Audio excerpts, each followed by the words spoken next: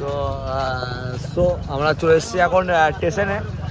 পিজাটা আমরা যেহেতু ডেলিভারি করতে পারিনি, তো না করে আমরা চলে এসেছি এখানে একটা খুব সুন্দর হাফ বয়েল খেতে পারবে, হাফ বয়েল খেতে পারবে, বাকি পুরো বর্ধমানের মধ্যে কোথায় পাবে না। তো এই ভাইয়ের কাছে চলে আসবে, ঠিক আছে, হাফ বয়েল পাবে। রাত দেখো 1টা বাজছে, 1:49 বাজছে। তো এখন আমরা পিজা খাওয়ার পর আমরা হাফ বয়েল খেতে এসেছি। তো এই ভাইটার কাছে দেখো বানাচ্ছে, ঠিক আছে। হ্যাঁ, সব দিন এতক্ষণ থাকা, এতক্ষণ থাকো না নাকি?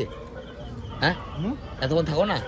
না চলে যাও, বন্ধ করে তাহলে আমার পাবে না তো।